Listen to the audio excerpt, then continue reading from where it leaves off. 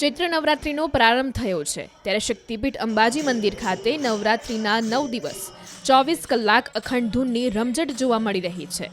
મૂળ મહેસાણાના ખેડૂત પરિવારો દ્વારા અખંડ ધૂનની શરૂઆત દેશની આઝાદીના પૂર્વે 1941થી કરવામાં આવી હતી। તે સમયે પ્રજા પર આવી પડેલી આપત્તિને દૂર કરવા માટે શરૂ કરવામાં આવેલ અખંડ ધૂન આજે 83 વર્ષથી પરંપરાની આહલેખ જગાવી રહી છે। અખંડ ધૂનમાં 2 ટીમ બનાવી 2 કલાકના અંતરે આ ટુકડીઓ બદલાતી હોય છે અને 24 કલાક અખંડ ધૂન કરવામાં આવે છે। અખંડ ધૂન 1941થી ચૂલ ચાલુ છે। શહીદ પલ્લીય ઝુલાસણ દ્વારા આ ધૂનનું આયોજન કરેલું છે।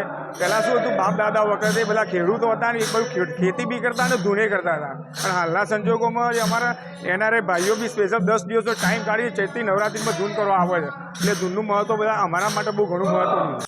ઉલ્લેખનીય છે કે અખંડ ધૂન મૂળ પરંપરાના નિયમો અનુસાર કરવામાં આવે છે। પુરુષો દ્વારા કરવામાં આવતી અખંડ ધૂનમાં મહિલાઓને પ્રવેશ અપાતો નથી। આ પરંપરા 1941થી ચાલુ કરેલી, જેની અત્યારે પરંપરા વર્ષોથી ચાલી આવે છે અખંડ ધૂન। તેમાં અમદાવાદ, ઝુલાસણ, પડિયાદ ને સહિતના ગામોના માણસો ભેગા થઈને આ ધૂન કરે છે। તેમાં મહિલાઓ વર્જિત છે, છતાં અમે પાછળ બેસીને માતાજીની ધૂન કરીએ છીએ।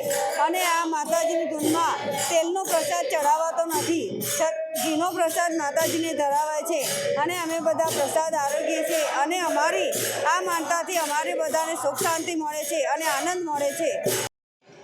ચૈત્ર નવરાત્રિનો પ્રારંભ થયો છે ત્યારે શક્તિપીઠ અંબાજી મંદિર ખાતે નવરાત્રિના 9 દિવસ 24 કલાક અખંડ ધૂનની રમઝટ જોવા મળી રહી છે। મૂળ મહેસાણાના ખેડૂત પરિવારો દ્વારા અખંડ ધૂનની શરૂઆત દેશની આઝાદીના પૂર્વે 1941થી કરવામાં આવી હતી। તે સમયે પ્રજા પર આવી પડેલી આપત્તિને દૂર કરવા માટે શરૂ કરવામાં આવેલ અખંડ ધૂન આજે 83 વર્ષથી પરંપરાની આહલેખ જગાવી રહી છે।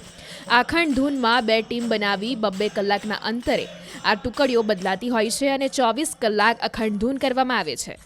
અખંડ ધૂન 1941થી ચૂલ ચાલુ છે। શહીદ પલ્લીય ઝુલાસણ દ્વારા આ ધૂનનું આયોજન કરેલું છે।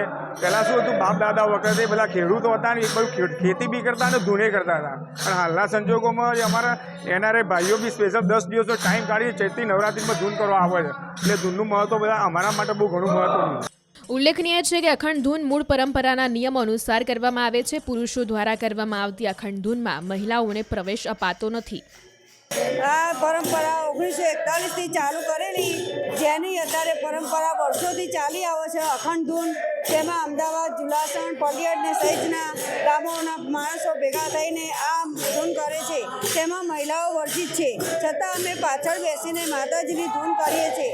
અને આ માતાજીની ધૂનમાં તેલનો પ્રસાદ ચડાવાતો નથી, ઘીનો પ્રસાદ માતાજીને ધરાવાય છે અને અમે બધા પ્રસાદ આરોગીએ છીએ। અને અમારી આ માનતાથી અમારે બધાને સુખ શાંતિ મળે છે અને આનંદ મળે છે।